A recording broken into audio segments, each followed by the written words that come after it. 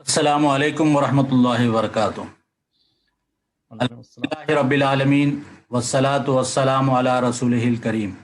قال اللہ تعالی فی القرآن المجید ان اقیموا الدین ولا تتفرقوا فیہ، صدق اللہ العظیم۔ تمام تعریفیں اللہ رب العالمین ہی کے لیے ہے، جس نے اس کائنات کی ابتدا کی، جو اس کائنات کی پرورش کر رہا ہے اور جس کے پاس لوٹ کر ہم سبھی کو جانا ہے۔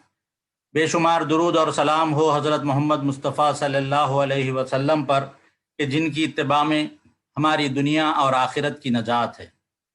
محترم سامعین، یہ جو ٹاپک ہے، یہ جو عنوان ہے جو آج دیا گیا ہے، یہ ہماری زندگیوں میں بہت ہی غیر معمولی اہمیت کا حامل ہے۔ یہ ہماری اپنی زندگیوں کا مقصد ہے۔ اجتماعی طور پر جس مقصد کے لیے ہم مسلمانوں کو پیدا کیا گیا، وہ یہی ہے کہ ہم اس دین کو قائم کریں۔ تو آئیے انشاءاللہ اس اپنے مقصد کے بارے میں ہم کچھ معلومات حاصل کرنے کی کوشش کریں۔ یہ جو میپ آپ کو نظر آ رہا ہے، اس میپ کے اوپر جتنا ڈارک بلو کلر کا جو ایریا ہے، یہ at one point of a time دنیا میں ان تمام علاقوں کے اوپر مسلمانوں کی حکومتیں رہی ہیں۔ تو اس سے اندازہ ہوتا ہے کہ ہمارا جو پاسٹ تھا، جو ماضی تھا، وہ کتنا تابناک تھا، کتنا بہترین تھا کہ ہم نے ایک بہت بڑی آبادی کے اوپر حکمرانی کی ہے۔ یہ کسی ایک پیریڈ میں نہیں، لیکن الگ الگ پیریڈز کے اندر جو ہے یہ چیز ہوئی ہے۔ آج ہم اسی ٹاپک کے تحت جو باتیں انشاءاللہ معلوم کریں گے کہ اللہ تعالیٰ نے اس قرآن کے اندر اس ٹاپک کے بارے میں کیا باتیں بتائی ہے، پھر مکی اور مدنی دور میں جو اللہ کے رسول صلی اللہ علیہ وسلم کا دور تھا، اس میں اس کا کیا تصور تھا، پھر اللہ تعالیٰ نے یہ دین میں کیسے گریجولی جو ہے اس کو امپلیمنٹ کرنے کے بارے میں ہم کو بتایا، پھر یہ کام کیسے خلافت الراشدہ میں جو ہے وہ کنٹینیو ہوا، پھر اس کے بعد ہم دیکھتے ہیں کہ اس کے اندر آہستہ آہستہ بگاڑ آنا شروع ہوا۔ تو یہ کیسے آیا، کن چیزوں میں آیا، اور ہم اور آپ آج جس دنیا میں زندگی گزار رہے ہیں، اس کے اندر یہ کفر کا کیا غلبہ ہے، کیا آج مسلمان وہاں پر پاورفل ہیں یا پھر کفر کا غلبہ ہے، اگر ہے تو کن کن چیزوں میں ہے، اور اگر ہم کو دوبارہ سے اس دین کو قائم کرنا ہے، اسٹیبلش کرنا ہے، تو کیا طریقہ کار ہونا چاہیے، اس راہ میں کیا کیا رکاوٹیں ہیں، کیا کیا امکانات ہے، اور ہم کو کون سے وسائل یا ریسورسز کی ضرورت پڑے گی۔ انشاءاللہ مختصراً جو ہے ہم اس آج کے اس ٹاپک کے تحت گفتگو کرنے کی کوشش کریں گے۔ سب سے پہلی بات کہ اللہ تعالیٰ نے قرآن مجید کے اندر ہم کو حکم دیا اور بتایا کہ شرع لکم من الدین ما وصی بہ نوح والذی اوحینا الیک وما وصینا بہ ابراہیم وموسیٰ وعیسیٰ ان اقیموا الدین ولا تتفرقوا فیہ۔ اللہ تعالیٰ نے فرمایا کہ اس نے تمہارے لیے دین کا وہی طریقہ مقرر کیا ہے جس کا حکم اس سے پہلے اللہ نے نوح علیہ السلام کو دیا، اس کے بعد اللہ کے رسول صلی اللہ علیہ وسلم کے پاس بھیجا، اور جس کی ہدایت ابراہیم اور موسیٰ اور عیسیٰ علیہ السلام کو دی جا چکی ہے کہ اس دین کو قائم کرو اور تفرقے کے اندر نہ پڑو۔ پھر یہ بتایا کہ کبر علی المشرکین، کہ یہ کام ایسا ہے کہ مشرکین کو کبھی بھی قابل قبول نہیں ہوگا، کبھی بھی وہ لوگ یہ بات کو نہیں مانیں گے کہ دین جو ہے وہ دنیا کے اندر قائم ہو جائے۔ اس آیت سے کیا احکامات نکلتے ہیں؟ تو اہل علم بتاتے ہیں کہ اس کے اندر جو باتیں آتی ہے، سب سے پہلی بات یہ کہ اللہ کے رسول صلی اللہ علیہ وسلم نے کسی نئے مذہب کی ابتدا نہیں کی، وہ کسی اسلام یا نئے دین کے جو ہے وہ فاؤنڈر نہیں تھے، بلکہ دنیا میں جتنے پیغمبر آئے ہیں سب کا دین ایک ہی تھا، اور سب کا مشن، مقصد، نصب العین بھی ایک ہی تھا، وہ یہ تھا کہ دین کو قائم کرنا ہے۔ پھر اللہ تعالیٰ نے پہلی آیت کے ٹکڑے کے حصے کے اندر بتایا کہ شرع لکم، اس سے علماء یہ بتاتے ہیں کہ اس سے مراد یہ ہے کہ ایک ضابطہ، ایک وے آف لائف، ایک قاعدہ، ایک طریقہ مقرر کر دینا جو لیجسلیشن کے معنوں میں آتا ہے۔ پھر یہاں پہ دین کا لفظ استعمال کیا گیا، جس کے معنی یہ ہوتے ہیں کہ کسی کی سوورینٹی کو ایکسیپٹ کر لینا، کسی کی حاکمیت کو ہم ایکسیپٹ کرنا اور اس کے اوبیڈینٹ بن کر اس کے احکامات کے مطابق اپنی زندگی گزارنا۔ اقامت کے معنوں میں یہ بھی بات آتی ہے کہ اگر کوئی پہلے سے یہ سسٹم نافذ ہے تو ہم کو اس کو برقرار رکھنا چاہیے، لیکن اگر قائم نہیں ہے تو ہم کو کوشش یہ کرنی چاہیے کہ ہم اس کو وہاں پر اسٹیبلش کریں۔ پھر آخری بات اس سلسلے میں یہ معلوم ہوتی ہے کہ اللہ تعالیٰ مسلمانوں کو وہ مشن دیتا ہے کہ مسلمان دنیا کے اندر ڈر کر دب کر زندگی نہیں گزاریں گے، بلکہ وہ یہ چاہیں گے کہ دنیا کے اندر اللہ کا دین جو ہے وہ سب پر غالب آ جائے، ڈومینیٹڈ رہے۔ اسلام اپنے لیے، اللہ کے لیے جو ہے ایک پاور چاہتا ہے، اقتدار چاہتا ہے کہ وہاں پر جو اسلام کے احکام ہیں وہ جاری اور نافذ ہوں۔ آئیے دیکھیں کہ اور ان دوسری آیات میں اس کے بارے میں کیا حکم دیا گیا۔ تو قرآن میں بتایا گیا، ایک اور عنوان کے تحت ایک اور انداز میں بتایا گیا کہ یہ ذمہ داری جو ہے وہ شہداء علی الناس یعنی شہادت حق کی ذمہ داری ہے، کہ ہم کو یہ ذمہ داری دی گئی کہ جتنے لوگ دنیا میں موجود ہیں ان کے سامنے ہم اسلام کی گواہی دینے والے بنیں۔ اسی کو ایک دوسری آیت کے اندر اللہ تعالیٰ نے فرمایا کہ هو الذی ارسل رسولہ بالہدی ودین الحق، کہ وہ اللہ ہے جس نے ہدایت اور دین حق لے کر اپنے رسولوں کو بھیجا، لیظہرہ علی الدین کلی، تاکہ یہ تمام دوسرے دینوں کے اوپر اسلام کو غالب کر دے۔ ولو کرہ المشرکون، اور یہ کام ظاہر بات ہے مشرکوں کو چاہے کتنا ہی ناگوار کیوں نہ لگے، کتنا ہی برا کیوں نہ لگے، اسلام جو ہے وہ تمام دینوں کے اوپر پریویل ہونے کے لیے آیا ہے، ڈومینیٹ ہونے کے لیے آیا ہے۔ ایک اور آیت کے اندر اللہ تعالیٰ بتاتے ہیں وَجَعَلَ الَّذِينَ كَفَرُوا السُّفْلَىٰ وَكَلِمَةُ اللَّهِ هِيَ الْعُلْيَا، کہ وہ اللہ ہی ہے جس نے کافروں کا بول نیچا کر دیا اور اللہ کا بول تو اونچا ہی ہونا ہے۔ یعنی جتنے لوگ اللہ کے دین کو چھوڑ کر جتنے اور ازمز کے دعوے دار ہیں ان کا بول دنیا میں نیچا ہونا ہے، اور اللہ کا جو بول ہے وہ سب سے زیادہ ڈومینیٹنگ اور پروپوگیٹ ہونا چاہیے۔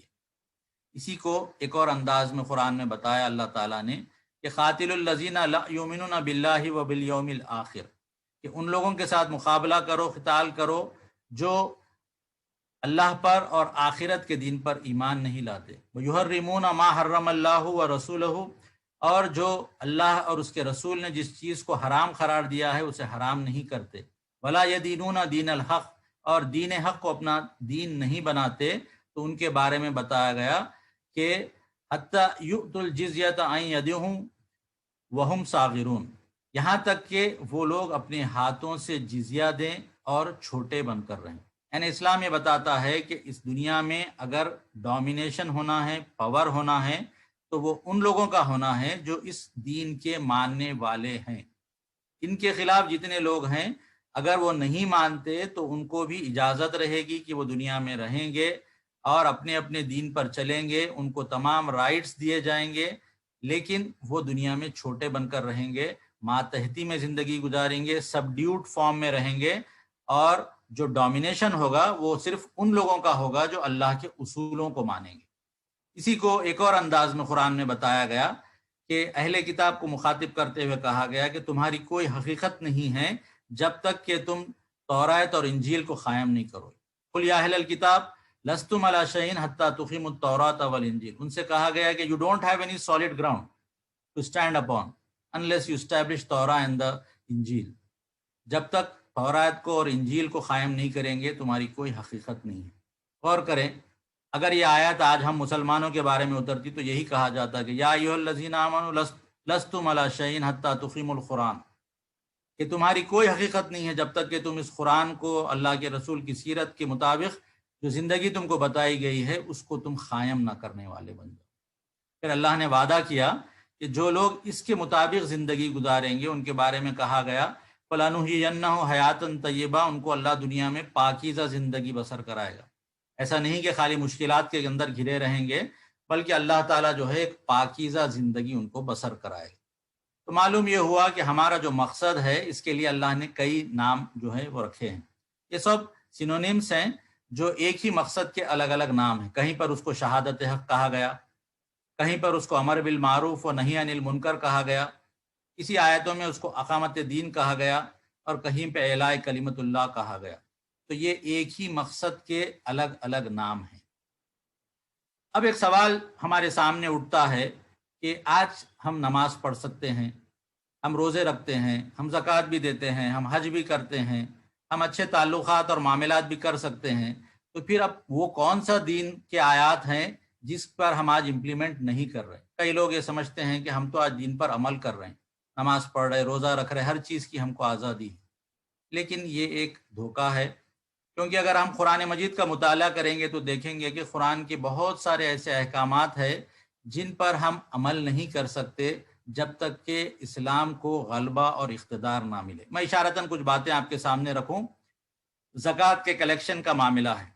اللہ تعالیٰ نے جو نظام زکوٰۃ کا رکھا وہ ایک انڈیویجول عبادت کا نہیں ہے، بلکہ ایک اجتماعی ایک ادارہ ہونا چاہیے جو مسلمانوں کے جو لوگ صاحب نصاب ہیں ان سے زکوٰۃ کو وصول کرے اور ان لوگوں تک پہنچائے جو اس کے مستحق ہیں، عاملین علیہا جن کو کہا گیا.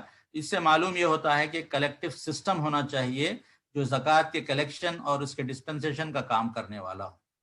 اسی طریقے سے سود خوری کے بارے میں بتایا گیا کہ جو لوگ سود کا کام کرتے ہیں ان کے خلاف اعلان جنگ کا اعلان کیا گیا.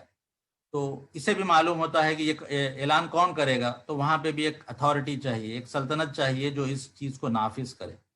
اسی طرح سے بتایا گیا کہ اگر کوئی قتل کرے گا تو اس کے بدلے میں جو ہے اس سے بدلہ لیا جائے گا، قصاص لیا جائے گا. بتایا گیا کہ اگر کوئی آزاد آدمی قتل کرے گا تو آزاد سے بدلہ لیا جائے گا، اگر کوئی غلام کرے گا تو غلام سے بدلہ لیا جائے گا. ظاہر بات ہے یہ جو بدلہ لینا ہے وہ عام انسان نہیں کر سکتا، بلکہ اس کے لیے بھی ایک اتھارٹی چاہیے. چوری پر ہاتھ کاٹنے کا حکم ہے، زنا اور قذف کے اوپر حد جاری کرنے کا حکم ہے، کفار سے جہاد کا اور یہ جزیہ لینے کی باتیں ہیں، اور اس طرح کے بہت سارے احکامات ہیں. آپ اس کو غور سے پڑھیں گے اگر جن کے آیات کے ریفرنسز دیے گئے.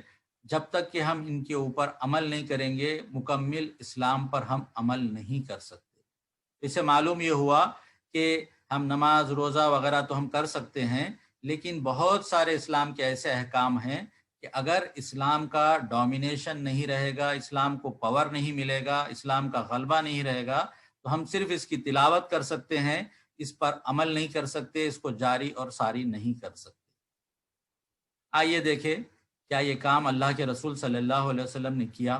تو ہم دیکھتے ہیں کہ اللہ کے رسول صلی اللہ علیہ وسلم نے اپنی 23 ایئرز کی 23 سالہ زندگی کے اندر ایک مکمل حکومت ایسی بنائی جس کے اندر اسلام کو تمام شعبوں کے اوپر جاری و نافذ کیا، چاہے وہ عقیدہ ہو، چاہے وہ عبادات ہو، چاہے وہ اخلاق ہو، چاہے وہ تمدن سے تعلق رکھنے والی سویلائزیشن یا سوشیولوجی یا اکنامکس سے تعلق رکھنے والی ہو. یہ سارے شعبوں کے اوپر اسلام کو جو ہے وہ جاری ساری کر کے دکھایا گیا. اب ایک سوال اٹھتا ہے کہ یہ کام ہم کیوں کریں، اس کی کرنے کی ہم کو ضرورت کیا ہے؟ تو سب سے بڑی ضرورت یہ ہے کہ اللہ نے جو ہے اس کا ہم کو حکم دیا ہے، جیسی آیتیں آپ کے سامنے بتائی گئی. دوسرے جو اس کے فائدے ہیں وہ سب سیکنڈری ہیں.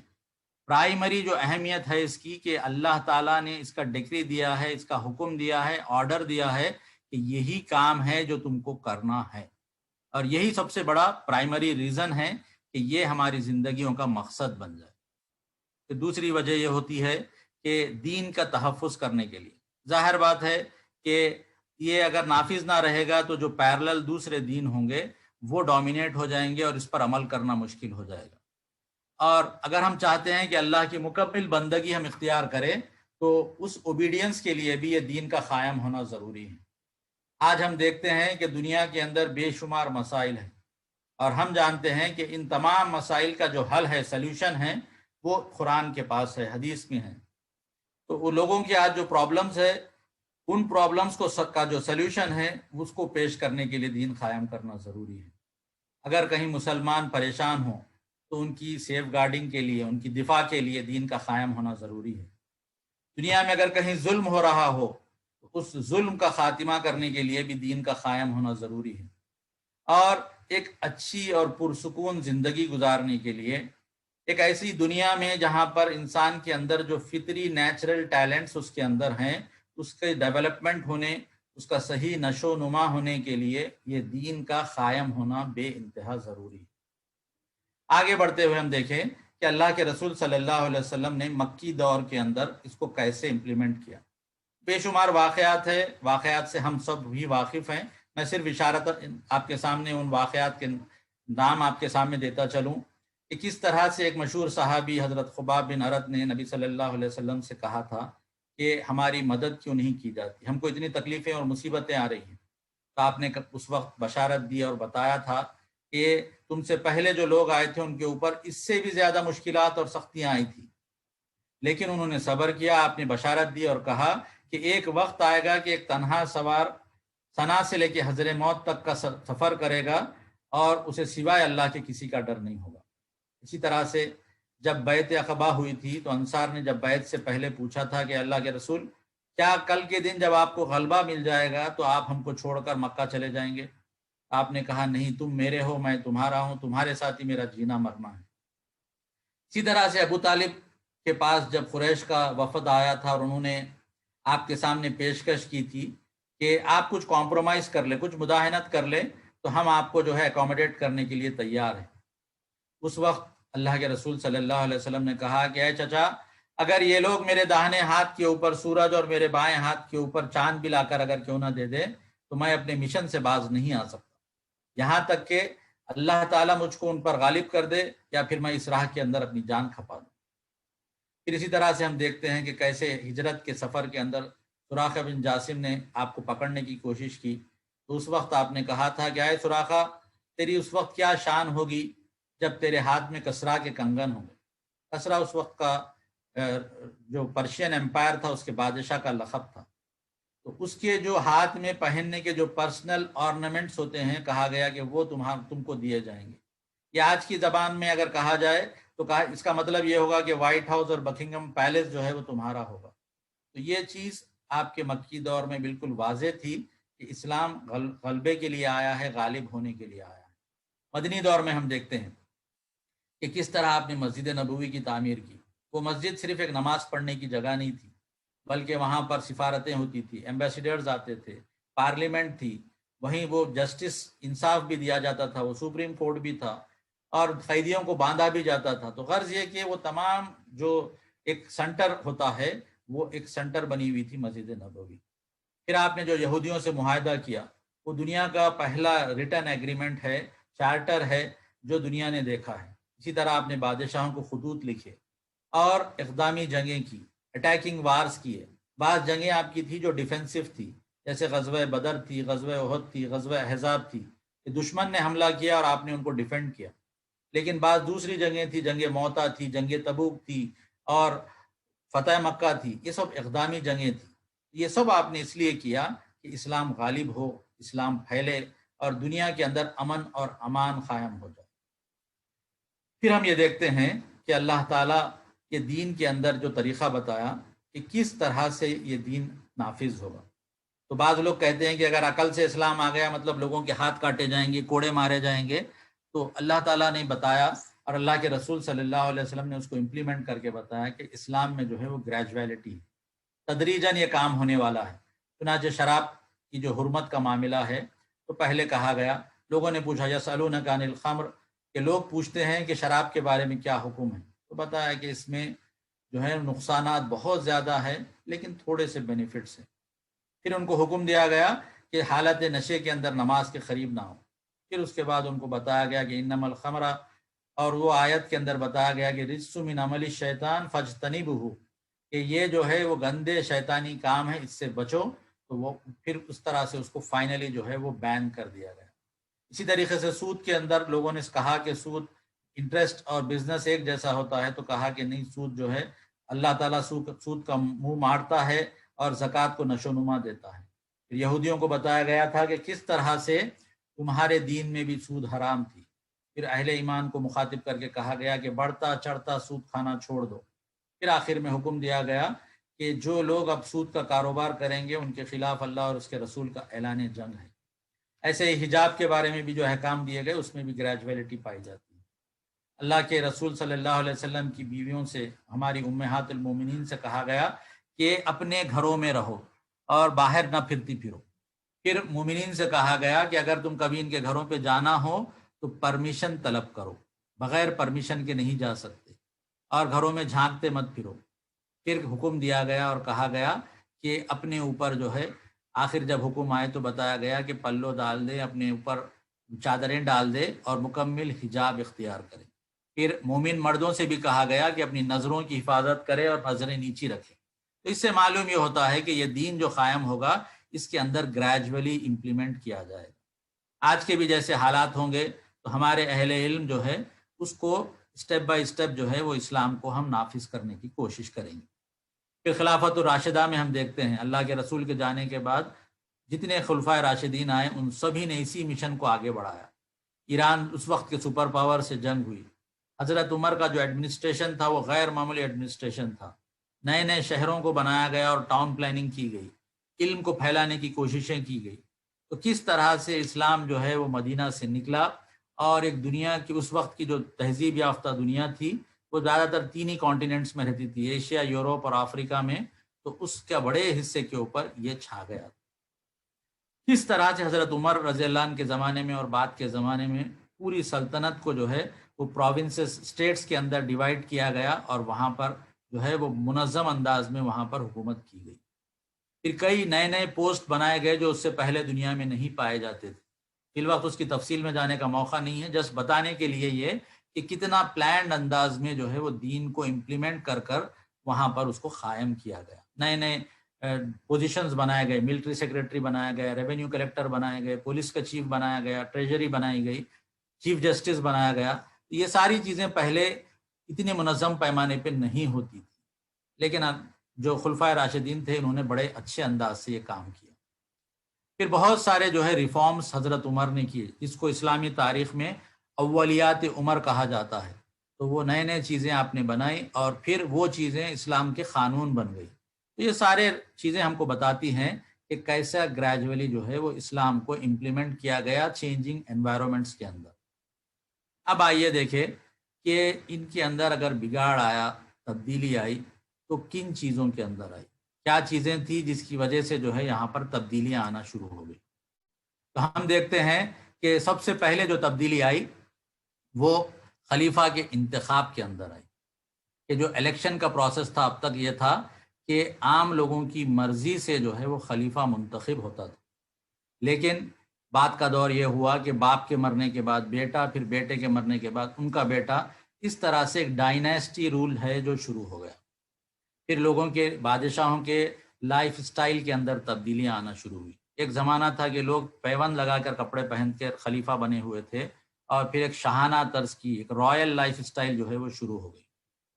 بیت المال پہلے ایک پبلک فنڈ تھا اور اس میں کا ایک بھی روپیہ یا دینار لینا جو ہے وہ خلیفہ وقت اپنے لیے ناجائز سمجھتے تھے، لیکن بعد کے دور میں یہ اس کو جو ہے اپنی ذاتی تصرف کے اندر، ان کے ذاتی یوزیج کے اندر لا لیا گیا۔ اس کے بعد ایک اور تبدیلی یہ آئی کہ فریڈم آف ایکسپریشن، آزادی رائے کا جو ہے وہ خاتمہ کر دیا گیا، یعنی لوگوں کو اس بات کی آزادی نہیں تھی کہ اپنی رائے کا اظہار کرے۔ خلفائے راشدین کے زمانے میں کوئی ایک عام انسان بھی کھڑا ہوتا اور کہتا کہ اتق اللہ یا عمر، اے عمر اللہ سے ڈر، تو حضرت عمر اس کو اجازت دیتے تھے کہ تم بول سکتے ہو۔ کوئی ٹوکتا تو اس ٹوکنے والے کو ٹوکتے اور کہتے کہ نہیں، ان کو بولنے دو، اگر یہ بولیں گے تو ہماری بھی خیر ہے اور ان کے لیے بھی خیر ہے۔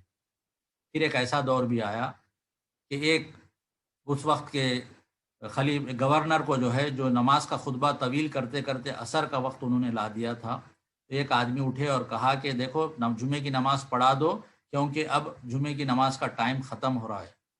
تو اس گورنر نے بولنے والے آدمی کا گلا کاٹ دیا اور کہا کہ تم بہت اچھے آدمی ہو اور تم کو جو ہے جنت میں چلے جانا چاہیے۔ تو وہ کیفیت بن گئی کہ لوگ بات کرنے سے ڈرنے لگے، اپنی حق کا اظہار کرنے سے ڈرنے لگے، اور پھر ہوتے ہوتے حق کی آواز وہ کم ہوتی چلی گئی، اور لوگوں کا معاملہ یہ ہو گیا کہ چاپلوس قسم کے لوگ، ہاں میں ہاں ملانے والے لوگ جو ہے ان کی اکثریت بڑھنی شروع ہو گئی۔ پھر جوڈیشری کا خاتمہ ہو گیا۔ ایک زمانہ تھا کہ خلیفہ کو بلایا جاتا، لوگ خلیفہ کے خلاف بھی جو ہے عدالت میں جاتے اور کیس کرتے، تو خلیفہ خاموشی سے آ کر بیٹھ جاتے۔ چیف جسٹس کو اس بات کی اجازت تھی کہ وہ خلیفہ کے خلاف فیصلہ کر دیتے، اور خلیفہ باوجود یہ کہ حق پہ ہونے کے، فی الوقت میرے پاس وقت نہیں ہے کہ وہ تمام واقعات ہمارے سامنے بتایا جائے، لیکن ہم جانتے ہیں کہ کیسا جو ہے وہ جوڈیشل سسٹم بنایا گیا کہ وہاں پر ہر چیز کی جو ہے مکمل آزادی تھی۔ پھر وہاں پر ہر کام لوگوں کے مشورے سے ہوتا تھا، اور بعد کے دور میں یہ شورائیت کا جو ہے وہ خاتمہ ہو گیا۔ پہلے حکمرانی جو ہے وہ قانون کی تھی، رول آف لا تھا، لیکن بعد میں بادشاہ کی مرضی جو ہے وہ لا بن گئی۔ تو اس طرح سے یہ وہ تبدیلیاں تھیں جس کی وجہ سے اس دین کے اندر جو ہے وہ بگاڑ آنا شروع ہو گیا۔ آئیے دیکھیں کہ اس دین کو کیسے قائم کرے۔ تو آج لوگوں میں مختلف خیالات یہ پائے جاتے ہیں، الگ الگ لوگ، میں عام آدمی کی بات نہیں کر رہا ہوں، انٹلیکچوئل طبقے میں دین کو قائم جو لوگ مانتے ہیں کہ یہ دین کو قائم کرنا چاہیے، ان کے جو خیالات ہیں وہ الگ الگ قسم کے خیالات۔ کچھ لوگ کہتے ہیں کہ یہ کام ہم کو جو ہے ایک آرمڈ اسٹرگل کے طور پر کرنا ہے، قوت پاور کے ذریعے سے کرنا ہے، کہ ہم تلوار اٹھائیں، ایک گن کلچر کے ذریعے سے ہم حکومت پہ قبضہ کر لیں اور پھر اس کے بعد ہم دین نافذ کر دیں۔ ایک طبقہ کہتا ہے کہ ہم ملٹری کوپ کے ذریعے سے فوج کو اپنا ہمنوا بنائیں اور پھر ان کے ذریعے سے جو ہے ایک تبدیلی لائیں۔ کچھ ملکوں میں اس کی جو ہے کوششیں بھی کی گئی۔ بعض لوگ یہ سمجھتے ہیں کہ سوشل سروس، سماجی خدمت کے ذریعے سے ہم تبدیلی لے کر آئیں۔ بعض لوگ یہ مانتے ہیں کہ جب تک عوام بھوکی رہے گی، کھانا نہیں رہے گا، ان کے پاس اکنامی جو ہے ان کی مضبوط نہیں رہے گی، وہ کامیاب نہیں ہو سکتے، لہٰذا ہم کو پوری توجہ جو ہے وہ معاشی خوشحالی پہ دینی چاہیے۔ بعض لوگ یہ کہتے ہیں کہ یہ ہم اس لیے ہوتا ہے کہ لوگ ایجوکیٹڈ نہیں ہیں، لہٰذا ہم کو صرف اس بات پہ فوکس کرنا ہے کہ ہم ایک ایجوکیشنل اویئرنیس لوگوں میں لائیں۔ اس میں سے جتنی چیزیں ہیں یہ الگ الگ لوگوں کے اپنے اپنے تھاٹ پروسیس ہیں، لیکن جو اسلامی تحریکات ہے انہوں نے جو راستہ اڈاپٹ کیا ہے وہ اس میں سے کوئی بھی راستہ نہیں ہے۔ چنانچہ جو بڑی بڑی اسلامی تحریکات ہے جن میں جماعت اسلامی بھی شامل ہے، اس نے جو طریقہ بنایا وہ 3 اسٹیپس کے اندر ہے۔ پہلا جو پروسیس ہے وہ یہ کہ جو افراد ہیں، جو لوگ ہیں، ان کی ذہن سازی کی جائے، ان کی کیریکٹر بلڈنگ کی جائے، ان کی پرسنالٹی ڈیولپمنٹ کی جائے، تاکہ وہ ذہنی طور پر، فکری طور پر وہ اسلام کے ہمنوا بن جائے، سپورٹیو بن جائے۔ پھر اس کے بعد ان کو لے کر جو معاشرہ بنے گا اس معاشرے کو سدھارا جائے۔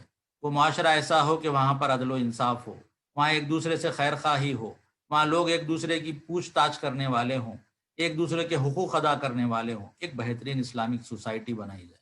پھر ان کو لے کر ایک مملکت کی تعمیر کی جائے، ایک نیشن کو بلڈ اپ کیا جائے۔ تو یہ 3 اسٹیپس کے اندر یہ کام کرنا ہے۔ اس کا مطلب یہ نہیں کہ جب تک پہلا نہیں ہوگا دوسرا نہیں کریں گے، دوسرا نہیں ہوگا تیسرا نہیں کریں گے، یہ سائملٹینیسلی جیسی جیسی ریکوائرمنٹ ہوگی ویسا کیا جائے گا۔ تو یہ میتھڈالوجی ہے جو اس کو ایک بڑی تحریکات نے اختیار کیا کہ ہم لوگوں کی پرسنالٹیز بنائیں گے، فرد کی سیرت بنائیں گے، پھر اس کے بعد معاشرے کی اصلاح کریں گے اور مملکت کی تعمیر کریں گے۔ اور یہ کام ہم بالکل لیگل اور لافل انداز میں کریں گے۔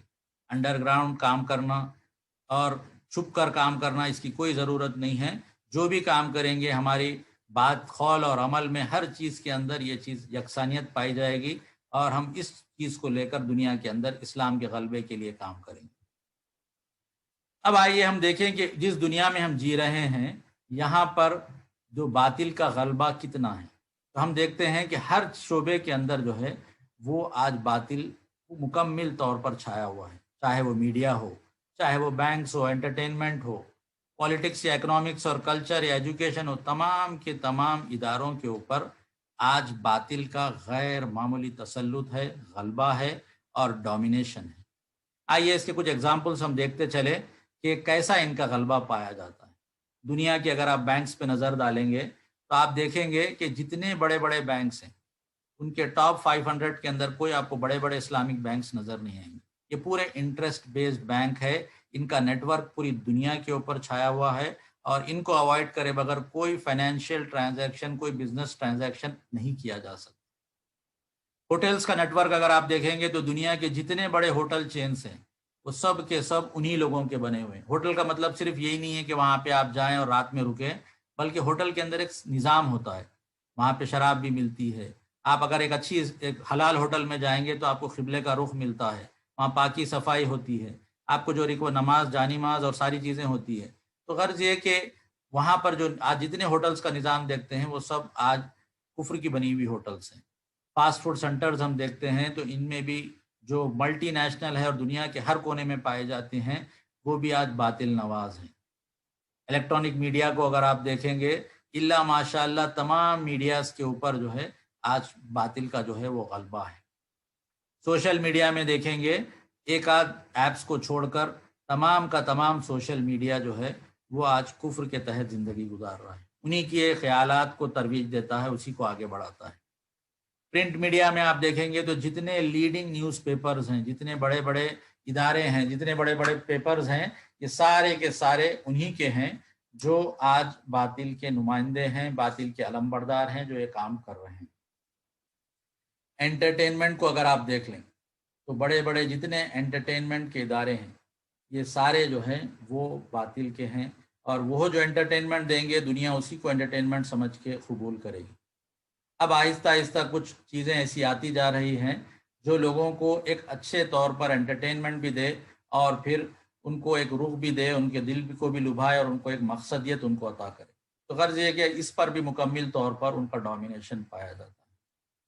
پھر اگر آپ دیکھیں گے تو یو این کے جو ڈپارٹمنٹس ہیں، تو ایک مکمل طور پر ان کا ایک نیٹ ورک ہے جو دنیا کے ہر ملک میں پایا جاتا ہے، چاہے وہ لیبر آرگنائزیشن ہو، چاہے وہ ہیلتھ آرگنائزیشن ہو، چاہے وہ ہیومن رائٹس کے ہو، یا کلچر یا ہیریٹیج کے ہو، ورلڈ بینک ہو۔ یہ ساری چیزیں جو ہے ایک بہت ہی منظم انداز میں یہ لوگ کام کر رہے ہیں کہ باطل کا نظام تقویت پائے، اپنے طور پر اس کا ڈومینیشن ہو، اور کوئی دوسرا سسٹم جو ہے پینیٹریٹ نہیں کر پائے۔ یہ ان کا غلبہ ہے جو ساری چیزوں کے اوپر پایا جاتا ہے۔ پھر تعلیم کے اندر آیا اور آپ دیکھیں تو ورلڈ کے جو ٹاپ 500 یونیورسٹیز ہے، اس میں اللہ ماشاء اللہ ہماری کوئی یونیورسٹی نہیں پائی جاتی۔ جتنے ٹاپ کے رینکس ہیں وہ ساری کی ساری جو ہے وہ ویسٹرن یونیورسٹیز کی پائی جاتی ہیں۔ اتنا بڑا ان کا ڈومینیشن ہے، اور پورے یونیورسٹیز انہی کے بنی ہوئی ہیں۔ یہ دیکھنے سے اندازہ ہوتا ہے، یہ خیال ہوتا ہے کہ شاید ہم کچھ نہیں کر پائیں گے، لیکن آئیے دیکھیں کہ مایوس ہونے کی ضرورت نہیں ہے، ابھی بھی ایسے امکانات ہے کہ ہم اس میں کام کر سکتے ہیں۔ امکانات کو دیکھنے سے پہلے ہم یہ دیکھیں کہ کیا کیا رکاوٹیں ہیں، کیا کیا آبسٹیکلز اور ہنڈرنس ہیں جو یہ دین کا کام کرنے میں ہماری رکاوٹیں کھڑی کرتی ہیں۔ تو پہلی چیز یہ ہے کہ ہمارے درمیان علم کی کمی ہے۔ جو پراپر نالج ہونا چاہیے، وہ نالج میں ہم دنیا کے مقابلے میں کافی پیچھے ہیں۔ پھر جتنی کچھ بھی نالج ہے اس کا تصور ہمارے پاس صحیح نہیں ہے، کانسیپٹس ہمارے غلط ہیں۔ ایک چیز کو ہم مانتے، صبر اگر بات کریں، تقویٰ کی بات کریں، جہاد کی بات کریں، ہجرت کی بات کریں، تو ہر چیز کا ایک محدود تصور ہمارے درمیان جاری ساری ہو گیا۔ جو اس کا اصل تصورات تھے، اصل کانسیپٹس تھے، وہ کانسیپٹس آج دنیا میں رائج نہیں ہیں۔ کس کو عام کرنے کی ضرورت ہے؟ پھر ہمارے پاس بہت ہی شارٹ سائٹڈنس ہے، کم نظر ہمیں، آج اور کل کی بات ہم کرتے، لانگ ٹرم پلاننگ کا کام ہم نہیں کر پاتے۔ ہماری سوچ جو ہے وہ صرف آج اور کل کی زندگی گزارنے کے اوپر گزرتی ہے، تو یہ بھی ہماری راہ میں ایک رکاوٹ ہے۔ پھر مادہ پرستی ہے کہ ہم ہر چیز جو ہے وہ دنیا میں حاصل کر لینا چاہتے، اس کی وجہ سے ہم کوئی ایسا اسٹرگل نہیں کر پاتے جس کے فائدے ہم کو آج کی دنیا میں نہیں بلکہ آگے کی دنیا میں ملے۔ پھر انتشار ہے، یونٹی نہیں ہے، ہر ایک آدمی اپنی 1.5 اینٹ کی مسجد بنا کر اسی کی اشاعت، اسی کی تبلیغ کے اندر وہ لگا ہوا ہے۔ پھر جو صالح قیادت چاہیے مسلمانوں کو لیڈ کرنے کے لیے، اس کی بھی کمی پائی جاتی ہے۔ یہ کچھ رکاوٹیں تھیں جو ہماری راہ میں پائی جاتی ہیں۔ اب آئیے دیکھیں کہ کیا چانسز ہے کہ ہم اسلام کے غلبے کے لیے کام کریں۔ آخری حصے کی طرف میں آتا ہوں۔ پہلی چیز یہ کہ آج ہم دیکھتے ہیں دنیا کے اندر کہ مغرب کا جو فساد ہے وہ دنیا میں ہر طرف پھیلا ہوا ہے۔ کوئی ایسا نظام نہیں ہے، کوئی ایسا سسٹم نہیں ہے جو دنیا کے اندر صحیح کام کر رہا ہو، اور یہ لوگ بھی مانتے ہیں کہ اب یہ ٹوٹ پھوٹ کا شکار ان کا معاشرہ ہوتا چلا جا رہا ہے۔ تو اللہ تعالیٰ جو قرآن کے اندر بتاتا ہے کہ جب معاشرے کے اندر فساد پھیل جاتا ہے، ظلم پھیل جاتا ہے، تب دنیا کے اندر تبدیلی اور انقلاب آتے ہیں۔ آج مغرب کا جو فساد ہے، ویسٹ کی جو میلڈی ہے، وہ بہت ہی زیادہ جو ہے اپنے عروج کو، اپنی انتہا کو پہنچ چکی ہے۔ پھر ان کے اندر کرائم ریٹس ہے، ان کے اندر مورل ویلیوز ہے، وہ بہت زیادہ جو ہے حد تک گر چکی ہیں۔ پھر ہم دیکھتے ہیں کہ فیملی سسٹم جو ہے آج ویسٹرن سوسائٹیز کے اندر وہ کمزور سے کمزور ہوتا جا رہا ہے، اور آج جو اسلام کے پاس آج جیسا کچھ بھی ان کا فیملی سسٹم ہے، وہ ان کے لیے ایک بہت بڑی جو ہے ایک پازیٹیو چیز ہے، جس کو دیکھ کر مغرب کی خواتین جو ہے وہ وہاں سے نکل کر اسلام کے دامن میں آ کر وہاں پر پناہ لے رہی ہیں۔ پھر یہ کرونا وائرس آنے کے بعد دنیا کو یہ محسوس ہوا کہ ہم چاہے ٹیلنٹس میں ہماری اور سائنس اور ٹیکنالوجی میں ہم کتنا کیوں نہیں بڑھ جائے، ایک معمولی سا چھوٹا سا کیڑا جو ہے ہماری پوری دنیا کی جو گاڑی ہے اس کو بالکل ڈیریل کر کے روک دے سکتا ہے۔ انفارمیشن ٹیکنالوجی آ جانے کے بعد آج دوسروں کو بھی اس بات کے موقع مل گئے کہ وہ اپنی بات کو دنیا میں پھیلا سکتے ہیں اور دنیا تک پہنچا سکتے ہیں۔ دنیا میں آج معاملہ یہ ہے کہ کمیونزم اور کیپٹلزم کے جب فیل ہو جانے کے بعد آج کوئی نیا آلٹرنیٹ ان کے پاس نہیں ہے۔ یہ کسی نہ کسی طرح سے اپنے اس سسٹمز کو پیون لگا کر تھوک پالش کر کر اس کو بچا کر رکھ رہے ہیں، لیکن اس کا ڈاؤن فال ایمیننٹ ہے، آنے والا ہے اور برباد ہونے والا ہے۔ اس کی وجہ سے یہ لوگ بہت ہی زیادہ پریشان ہیں۔ پھر جو ریسیشن آیا ہے، یہ ریسیشن بھی بہت ہی حد تک دنیا کی حکومتوں کو جو ہے وہ بیک فٹ پر لا دیا ہے۔ اسی لیے آج امریکہ ہر جگہ سے پیچھے ہٹتے ہٹتے فوکس اس کا اپنے ملک کی حد تک ہو چکا ہے۔ پھر ٹیررزم کے اوپر انہوں نے جو جنگیں سٹارٹ کی تھی، اس کے جو نتائج نکلے ہیں وہ بھی جو ہے ان کے لیے نقصان دہ ہیں۔ پھر آخری بات یہ کہ یہ دیکھا جا رہا ہے اور پریڈکشن دیا جا رہا ہے، آنے والے دور کے اندر جو پاور ہوگا وہ ویسٹ سے شفٹ ہو کر ایسٹرن کنٹریز کی طرف چلا جائے گا۔ تو یہ امکانات ہے جو دنیا کے ماہرین بتاتے ہیں کہ ایک آلٹرنیٹ سسٹم کی جو ہے وہ تمنا کر رہے ہیں۔ اگر یہ آلٹرنیٹ سسٹم کو لے کر کوئی بھی اٹھے گا تو اس کی جگہ وہ پالے گا، اور ہمارا معاملہ یہ ہے کہ ہمارے پاس وہ آلٹرنیٹ سسٹم ہے۔ تو ہم کو اگر اس وقت سے اس موقع سے فائدہ اٹھائیں گے تو ہم اس دین کے لیے، غلبے کے لیے کام کر سکتے ہیں۔ بہت سارے گراف سے بتاتے ہیں کہ کیسے جو ورلڈ کے آج کے جو بڑے بڑے کنٹریز ہیں وہ نیچے کی پائیدانوں کی طرف جاتے جا رہے ہیں۔ جو بڑے بڑے لیڈنگ اکانومیز ہے وہ آہستہ آہستہ آہستہ ان کا ڈاؤن فال ہے، وہ نیچے جا رہے ہیں۔ پھر نئے نئے کنٹریز جو ہیں وہ اوپر آ رہے ہیں، اور اس طرح سے آنے والے 10 20 25 50 سال کے اندر یہ پورے کے پورے ریپلیس کر لیں گے اور نیا پاور ہاؤسز دنیا کے اندر بن جائیں گے۔ پھر ایک اور چیز یہ کہ آج دنیا جو ہے وہ مکمل طور پر مخروض ہو چکی ہے، ڈیٹس کے اندر پوری طریقے سے جو ہے ملوث ہے۔ ایک امریکہ کی آپ مثال لیں، امریکہ کی جو آج جی ڈی پی ہے وہ 19-20 ٹریلین ڈالر کے آس پاس ہے، لیکن آج کی اس دور میں اس کے اوپر جو قرضوں کی جو بہتات ہے تو بتاتے ہیں کہ 27 ٹریلین ڈالرز کے اس کے اوپر قرضے ہیں، تو جو ان کی ٹوٹل جی ڈی پی سے بھی زیادہ ہے۔ اور اگر کبھی یہ پے کرنے کی نوبت آئے تو اندازہ کر سکتے کہ کتنا ڈیفیکلٹ ہوگا۔ اور ہر گزرنے والے وقت کے ساتھ جیسا ہم جانتے ہیں کہ انٹرسٹ بیسڈ معاشرے میں یہ ڈیپٹ بڑھتے ہی جاتے ہیں، اور آج دنیا کی کیفیت یہ ہے کہ دنیا جو ہے 370% یعنی لگ بھگ 4 گنا مقروض ہے۔ اس کا آپ موٹے الفاظ میں اگر سمجھنا چاہے تو 100 روپے اگر آمدنی ہے تو 370 روپے کی جو ہے ان کے اوپر قرضے ہیں۔ تو یہ کیفیت کے اندر دنیا الجھی ہوئی ہے، لیکن اس میں اچھی بات یہ ہے کہ جتنے بڑے بڑے مسلم ممالک ہیں ان پر قرضوں کا دباؤ بہت کم ہے۔ انڈونیشیا ہو، سعودی عرب ہو، ترکی ہو اور ایران ہو، ان کے اوپر جو قرضے ہیں وہ بہت کم ہیں، اور ویسٹرن کنٹریز کے اوپر قرضے جو ہیں وہ بہت زیادہ ہیں۔ آخری حصے کی طرف آتے ہوئے ہم یہ دیکھیں کہ ہم کو کیا ریسورسز درکار ہیں، کیا ٹیلنٹس، کیا ریسورسز چاہیے، کیا وسائل چاہیے ہم کو اسلام کا دوبارہ غلبہ کرنے کے لیے۔ پہلی چیز یہ ہے کہ ہم کو انٹرنل یعنی مسلمانوں کو اپنے اندر میں کیا تبدیلی لانی ہے۔ دوسرے، جو ہمارے معاشرے کے اندر جو مین پاور ہاؤسز ہیں جس کے ذریعے سے ہم یہ کام کر سکتے ہیں ان میں ہم کیسے کنٹرول کریں۔ تیسرے یہ کہ ہم کیسے ایڈوانس ریسورسز کو ہم حاصل کریں۔ فی الوقت زیادہ تفصیل میں جانے کا موقع نہیں ہے، اشارتاً کچھ باتیں میں آپ کے سامنے رکھوں کہ انٹرنل سطح پر جو داخلی کام ہم کو کرنا ہے وہ یہ کہ ہماری پرسنالٹیز، ہماری جو نئی نوجوان نسل ہے ان کو ہم ایسی صلاحیتوں کے ساتھ پیدا کریں کہ وہ ورلڈ کو لیڈ کرنے والی ہوں۔ مولانا مودودی رحمۃ اللہ علیہ نے اپنی کتاب تحریک اور کارکن میں بتایا کہ کچھ بیسک ہیومن ویلیوز ہے، جو قوم بھی وہ ویلیوز اپنے اندر پیدا کر لے گی اس کی کامیابی 100% طے ہے۔ تو ہم کو چاہیے کہ وہ ٹیلنٹس، وہ ٹریڈس، وہ صلاحیتیں جو ہے وہ اپنی نسل کے اندر ہم پیدا کرنے کی کوشش کریں۔ دوسری چیز یہ ہے کہ پھر ان کو ایک ڈسپلن کے اندر، ایک نظم کے اندر، ایک اجتماعیت کے اندر جوڑیں اور سماع اور اطاعت کا جذبہ ان کے اندر پیدا کریں۔ پھر اس کے جو افراد ہیں ان کے درمیان اخوت کا جذبہ پیدا ہو۔ یہ کوئی بھی پرزہ جو ہے دنیا میں، چاہے آپ سوئس واچ کے ٹکڑے لا لیں اور الگ الگ رکھ دیں، وہ کام نہیں کرتے جب تک کہ ان کو ملا کر ہم ایک مشین نہیں بنا دیتے۔ تو وہ بردرہڈ، وہ اخوت جو ہے اس میں درکار ہے۔ پھر اس کے لیے ضروری ہے کہ ہم سیکریفائس کرنے والے بنیں، ایثار اور قربانی کا معاملہ کرنے والے بنیں۔ پھر ہم کو لے کر جو تنظیم بنے گی، جو اجتماعیت، جو آرگنائزیشن بنے گی، وہ ایفیشینٹ بھی ہونا چاہیے اور افیکٹو بھی ہونا چاہیے، یعنی اس کے مینز بھی کریکٹ ہونا چاہیے اور اس کے ریزلٹس بھی کریکٹ ہونا چاہیے۔ ہمارے ساتھ مسئلہ یہ ہے کہ ہم کام کرتے ہیں، ہم ایفرٹ ڈریون آرگنائزیشن ہے، ہم کام کر کے خوش ہوتے ہیں، ریزلٹس ہم اللہ پہ چھوڑ دیتے ہیں۔ تو دنیا میں کوئی تحریک کامیاب نہیں ہوتی جب تک وہ رزلٹ اورینٹڈ نہ بنے۔ ہم کو چاہیے کہ ہم جو بھی کام کرے یہ دیکھیں کہ اس کے نتائج کیا نکلتے ہیں۔ ہم ایک اجتماع کریں تو اس سے ہم کو کیا فائدہ ہوا، ہم ایک کیمپ لگائے تو اس سے ہم کو کیا ملا، ہم ایک پیسہ خرچ کریں تو اس کا ہم کو ریٹرن آن انویسٹمنٹ کیا ملا۔ یہ کوئی دنیاوی معاملہ نہیں ہے، بلکہ خالص آخرت کے نقطہ نظر سے ہم یہ دیکھیں کہ ہم کیسے ایفیشینٹ اور افیکٹو بننے کی ہم کوشش کریں۔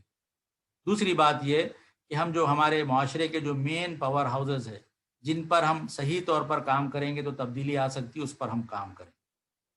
ایک مساجد ہے جس میں بغیر کسی محنت کے مسلمانوں کی ایک اچھی بڑی تعداد آتی ہے اور جاتی ہے، تو مساجد کو ہماری سوسائٹی کے جو ہیں وہ سنٹرز بنانے چاہیے۔